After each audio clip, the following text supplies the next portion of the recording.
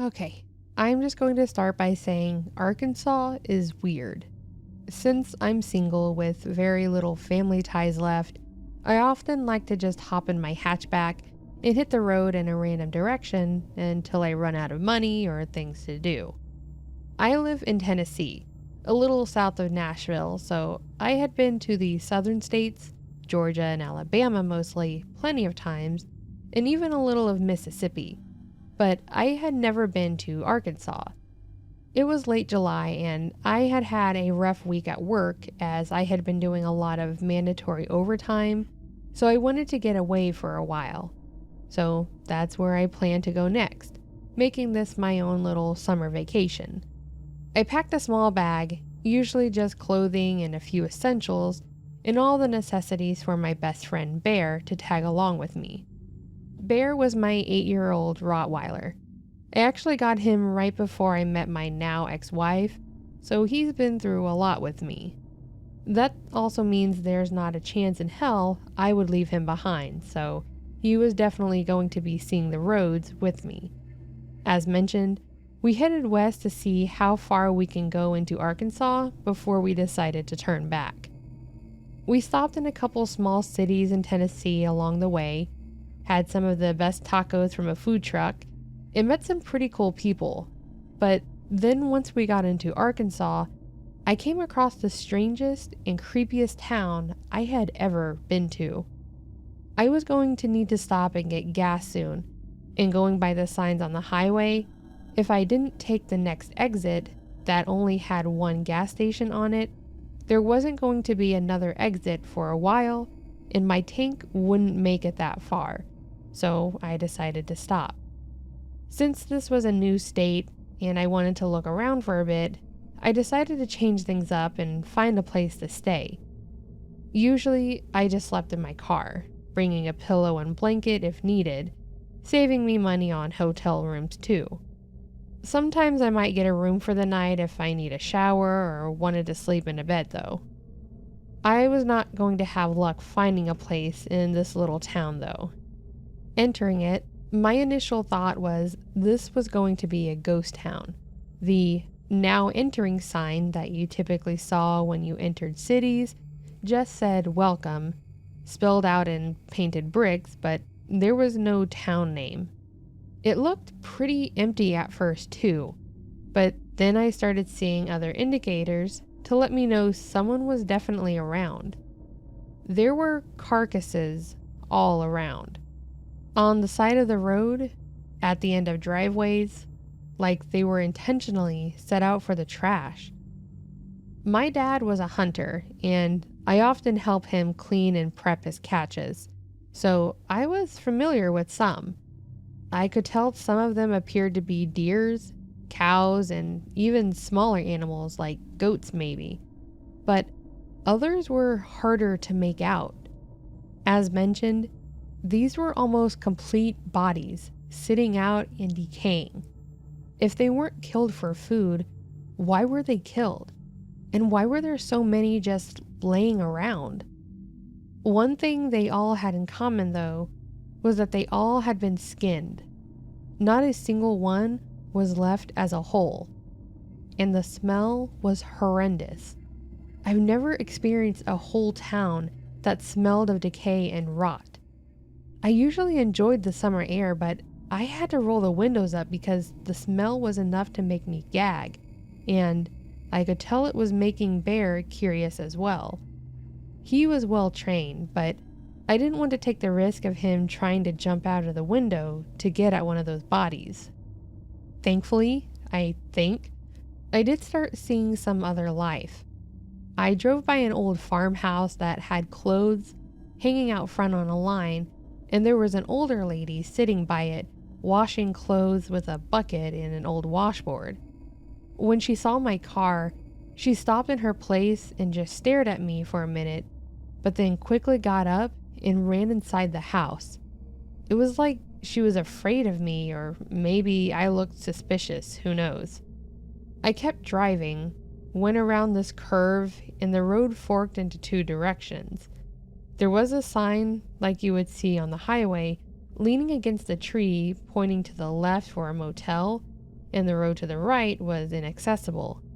It was blocked by more dead animals, but they seemed to be stacked in a way to purposely block that road. I was a full-grown man in his 40s, and that was pretty unsettling to me. My problem was that I needed to get gas. I did not want to stay here, but I was hoping that there was a gas station, since the exit sign claimed there was at least, so I went towards the hotel. I pulled up to what they claimed to be the hotel. However, it just looked like another old farmhouse. Driving around the back though, there was a single gas pump that looked just as old. You had to lift the handle, and the price in gallons were those spinning numbers. They weren't digital. There also wasn't a way for it to take a card or cash at the pump, so I would have to go inside. As I approached the house or motel, I could see a guy through the window. I kid you not, it was some scrawny old man, mostly skin and bone, wearing no shirt and overalls. He was holding up a shotgun to his chest, thankfully not pointing it at me yet. The look on his face was similar to the old lady's, one of confusion and fear.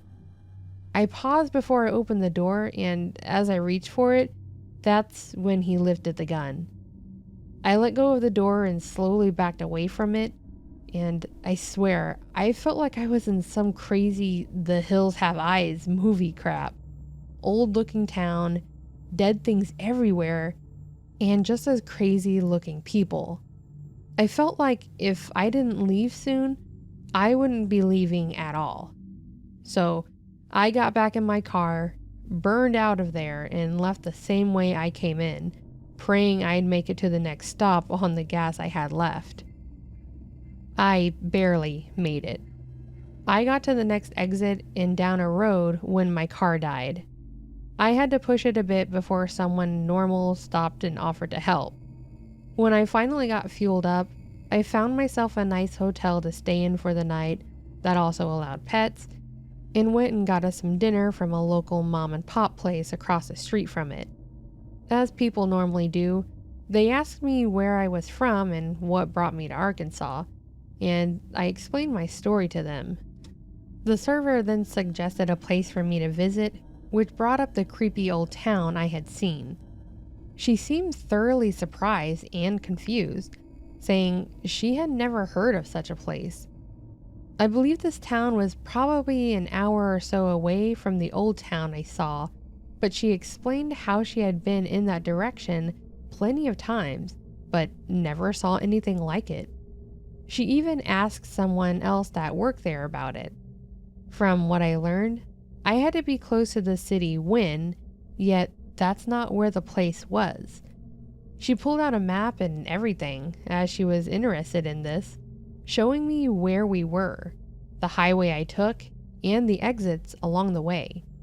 Yet that place seemingly didn't exist. I thought maybe I was just lucky enough to take the right roads and found that little place. Of course, knowing all this got me curious, and even risking my life, I decided I wanted to try and find it again, so I brought a little disposable camera to take pictures of it as proof. Once I was done in the area, I left and headed back on that same highway and took the same exit. I knew I was coming from the opposite direction, so I knew to get there, it would be on the opposite side. But there was no way to go that way. I went the opposite direction and saw a small gas station like the sign showed, and the rest seemed to be normal looking farmland. But when I went back to go the other way, the road just ended with a road closed sign at the end of it in a field of overgrown grass and weeds.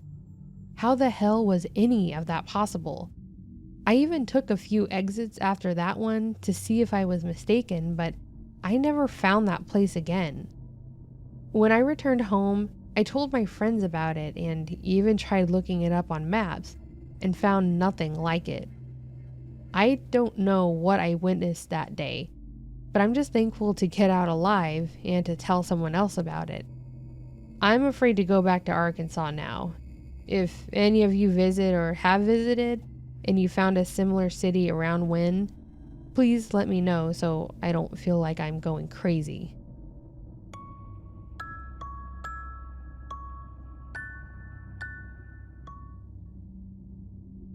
This happened back when I was 13. Since I was involved but I wasn't the prime target here, I'm going to be using fake names for their privacy. I did get permission to share this though, as I feel like it's very important for people to hear. I had been invited to a friend's 14th birthday party. I will call him Sam. We actually used to live on the same block until the year prior when his family had moved. He was still within the same school district though, so we never lost any time. Along with me, there were probably about a dozen kids there, boys and girls, and most of them I knew and were also friends with. The party went as planned. Everyone showed up. We played for a while in the backyard because it was huge. They had one of those play sets, a tire swing, and some other things. Then we sang to Sam, had cake and ice cream, and opened presents. After a few party games, we again were left to our own devices for a few hours. Everything was going great. Sam enjoyed his presents. I got him a special Yu-Gi-Oh deck pack that came with a collector box. He got a special foil card in it that a lot of us were excited about, so that made me pretty happy alone. At this point, the party was dying down and some kids were being picked up.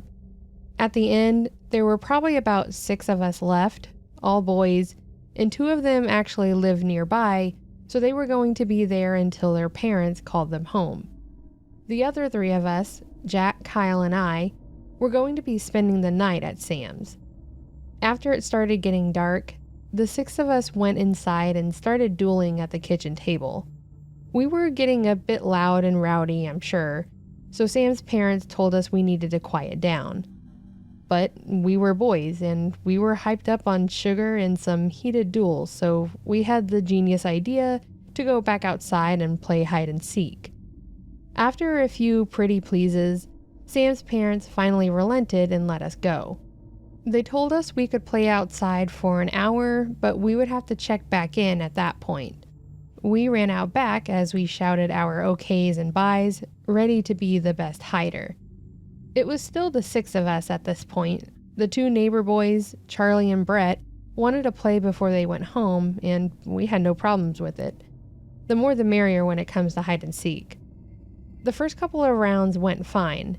Then it was my turn to be it. I counted down, then I started looking for everyone. Charlie wouldn't stop giggling, so I found him pretty quickly.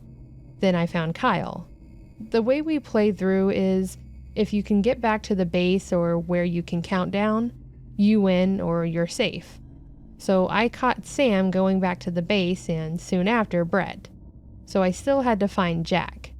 The others were standing around doing whatever while I continued looking, but I was starting to become stumped. Other than the play sets I mentioned before, their yard had a small playhouse, a few things that belonged to Sam's dad that lined the outside of the shed and was covered with a tarp, and of course the shed itself. The shed had a lock on it, and we knew it was off limits anyways, so I knew he wasn't there. The only other place I hadn't looked was in the small patch of trees behind his house. It separated their yard from the house behind them. We didn't really say it was off limits, but between the other sessions and no one hiding there, I guess we all assumed we wouldn't. But I didn't have any other ideas, so I went back to the others and told them I needed help. They all agreed to help, and we spread out looking over the yard again, all teasing me, saying I gave up. When he still didn't make an appearance, we all agreed we should search the trees then. It was darker back there, as the lights on the porch and shed didn't reach that far. I think we were all trying to be brave, but I know I was a little creeped out. But to make it even worse, we still weren't finding Jack. We started to address it amongst ourselves that we were concerned, but we didn't know what to do. Should we go tell his parents? Should we just continue looking? Could he have been playing some elaborate prank? Right as we were about to walk back to the house to tell them, We heard what sounded like someone whimpering or crying. This scared us even more, but we became worried that Jack was out here, but maybe he was hurt? We started looking closer, trying to make the light work as best as we could, until I tripped over what I thought was a rock or a tree root, until I heard the whimpering clearer. I looked over towards the tree I had just walked by, and when my eyes finally adjusted, I could make out a person. It was Jack, but this was not the way we last saw him. He had something on his head, and I realized he sounded funny because he was muffled. Then, as I tried to help him up, he seemed to be stuck. So I again used my hand to trace down his neck, shoulders, and torso, and felt some kind of rope. By this time, I had yelled to the others that I had found him, so they came running over. I told him to help with the rope, and thankfully it seemed to be a pretty simple knot that we were able to undo. We pulled off what was on his head as well as the tape on his mouth, and the first thing he shouted was "Run," and we all ran behind him towards the house. I could tell in his voice he was terrified. I was terrified too because I didn't know why we had found him like that. He immediately ran to the living room where Sam's parents were, crying, visibly shaken, trying to explain to them what happened. I just remembered him saying, "Somebody grabbed me. They tied me up and put something over my head," and that he wanted to go home. Sam's parents thought one of us did it, and it took a few minutes before we finally convinced them. His dad then took us to the kitchen and made us a bowl of ice cream in hopes to calm us down, I'm sure, and his mom went to the living room and was talking on the phone. Shortly after, Jack's parents showed up and a few cops, so we had to go through everything again.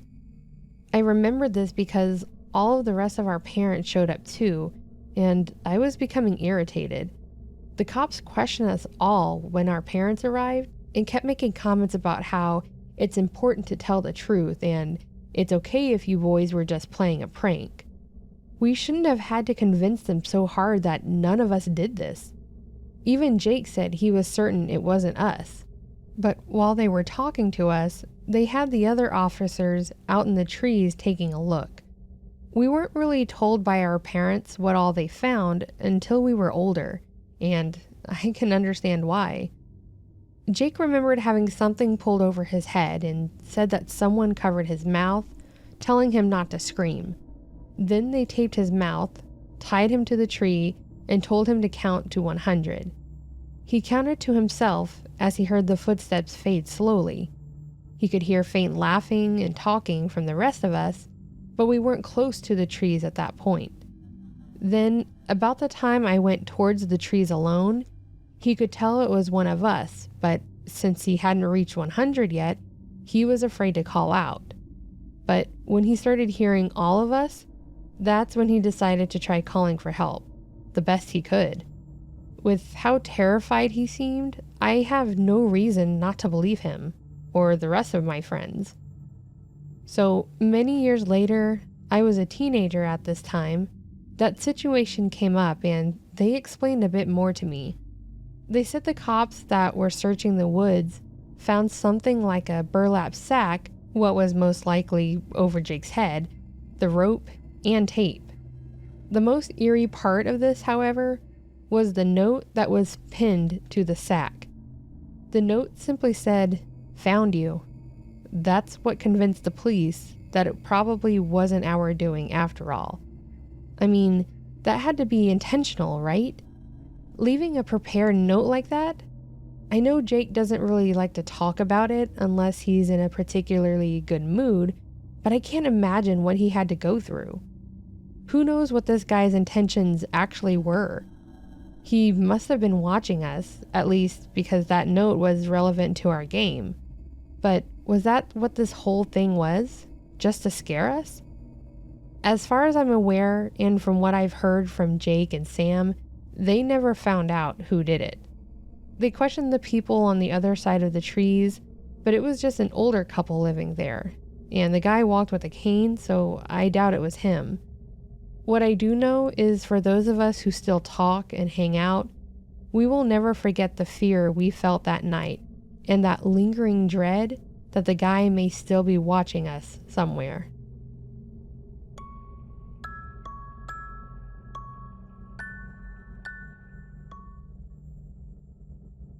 I have a creepy story that comes from a perspective that isn't frequently offered when it comes to scary stories, and that is from the perspective of the teacher instead of the student. I was a high school teacher for about 5 years, and I started out teaching freshmen, which is kind of where I wanted to be. My last 2 years of teaching high school, though, I was actually moved to teaching half freshman classes and the other half were senior level, which meant people that were 17 and 18. This may not sound too bad, but I was a 27-year-old woman, and I honestly didn't want to be in a room with a bunch of pre-adults that were going to look at me, see how young I was, and just tear into me with disrespect. They may sound like some real boomer mentality, but it's true. When you're a public school teacher, if you're less than a decade older than your students, they can sense that you're not really worth their respect. That's actually why I like teaching the young ones, the freshmen, because they were all so new to the world and were easy to mold into respectful students. Of course, there are outliers on both sides of that. Not all 17-year-olds are rude, and not all 14-year-olds are easy to work with. But it's what I had seen while I was teaching at the high school. My first day of teaching the high school students, I could easily see who was going to be a problem. I won't use any real names, and I'm not going to give any information on my location, but I will say that there were a couple of guys that were clearly friends that I knew would be a problem from the start. I'm going to just come up with 3 names and call them Sean, Mark, and Dave. Mark and Dave were troublesome, but they were more on the quiet side. But Sean was aggressively disrespectful to pretty much everyone. He was loud, rude, and disruptive, and I could tell that I was going to have a problem with him. That said, I'm also one to try and make the most of things. So I just planned to address problems as they came up, and they certainly came up. I wrote Sean up several times in the first few months of class, much to his aggression and disappointment. Every time I would finally hit the point where I was sending him to the office with a write-up, he would make as much of a scene as he could, mostly to rile up the other students and make me mad. I never really gave in to his immature BS. I would send him out, call the office, and move on. There was one point where he crossed the line beyond what I ever expected, and I think it was kind of the crux that pushed the situation into what it became. I know he was a problem, but I never expected him to push his disruptions to the level he did. I was done with my lecture, and I had given the class the assignment. I was walking from the front of the class back to my desk, and as I walked by him, Sean reached out and literally smacked my back end. Of course, he thought it was hilarious, but it had hit a point where even Mark and Dave weren't finding it funny. I was immediately struck with a painful level of rage, and I turned and I screamed at him to get the hell out of my classroom. He was still laughing at the whole thing, and I was livid. I literally reached over the desk and shoved his book off the table and just exploded. I don't remember what I said, but I recall telling him that I would make sure that he was expelled, and I called him a name or two as I was yelling. As this all unraveled, I just remember grabbing the phone from my desk and calling the office for the security guard, and him just turning back and laughing at me and saying something about how I'd regret it. Again, I was fuming, absolutely livid about this whole thing, and I was not going to let him just walk out, get a slap on the wrist, and come back the next day to do it all again. I was not going to let him get the best of me in this situation. After the school day ended, I went up to the main office and I asked to speak to the principal. I got in and I told him about the situation. I explained to him that Sean was a problem student that I could no longer deal with, and that he had sexually assaulted me in class in front of other students, and that was the final straw. I tried to stay as calm as I could, but I also know that I was letting out some of my anger through my statement. Unfortunately, the principal said that there wasn't a whole lot they could do to get him out of the school based on my reports alone, and an accusation of, as he put it, supposed sexual assault wasn't enough to warrant an expulsion. I kind of expected this to happen, I'm not going to lie. The school wasn't willing to risk booting someone on something like this, so I made a very formal request to the principal, remove him from my classroom permanently. I basically said that either he was removed or I'd have to talk to someone about my contract with the school, essentially threatening to bring the union in and terminate my employment with them. It wasn't a threat that I thought would really do anything, but it worked. He told me that he would take care of it and that he would be given a supplemental class in place of mine. Basically, he would be sent to a study hall for the rest of the year and that he wouldn't be allowed back in my room. That was about all I was going to get out of this, so I accepted it and decided to move on.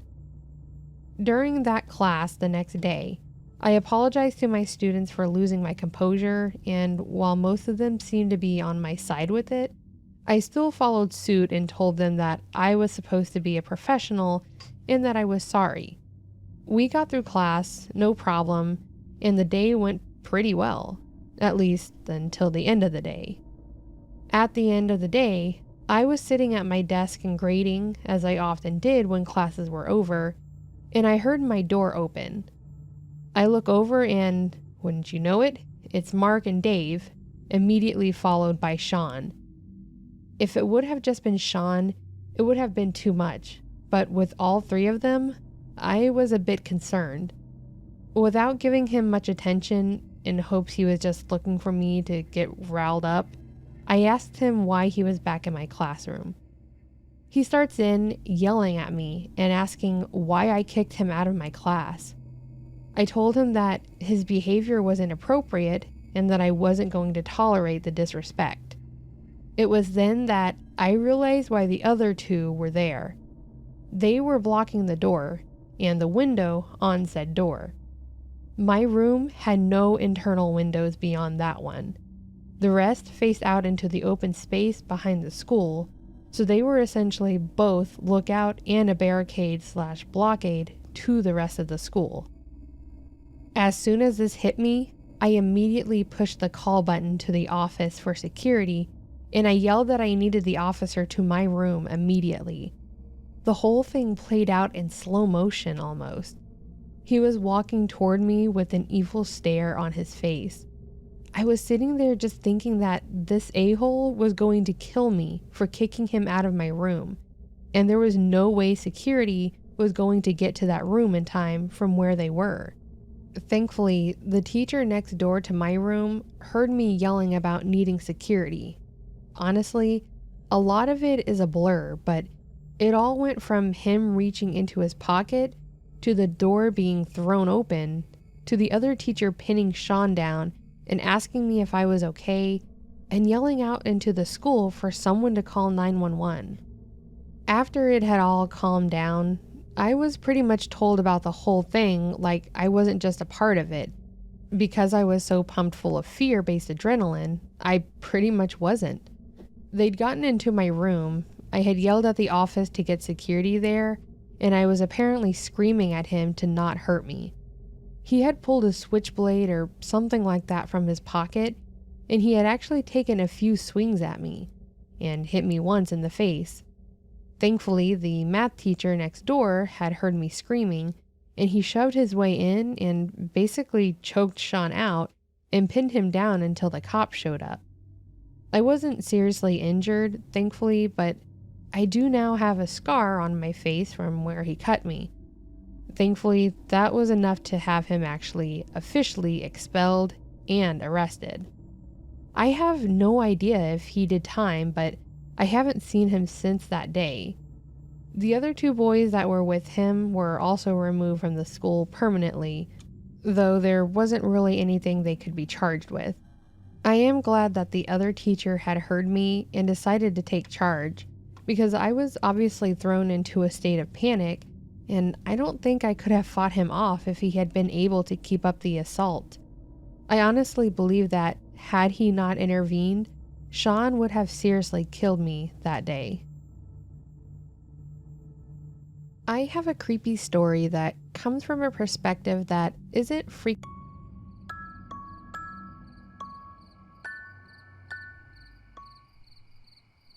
So that, my friends, was another scary story collection. Nice group of different things in this one, between the teacher and the older guy and the place that doesn't exist, I guess, and the kids in the woods. Like, I don't know, nowadays with the cameras on us at all times, it'd be interesting to see how those end up getting explained. I like the idea of it though. May have to look into some more of those. But also, I wanted to take a moment and point out that not only is this the first video for October, but October 4th actually marks the anniversary of my first video. It has been a year since I started this journey with you all, and I am so happy to see how far we've come and pretty excited for the future. Y'all have stuck around this long, and I appreciate that more than you'll know. And to boot, it's a spooky month, so I hope to get plenty more content out for all of you, and it's just going to be good overall. I know it.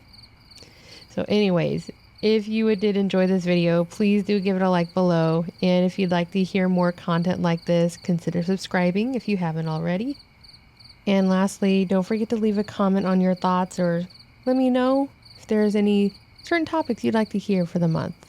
Or if you have any Halloween plans. It's early, but it's Halloween all month, so let's talk about it. Anyways, with that being said, friends, I hope you have a fantastic week, and until next time, take care.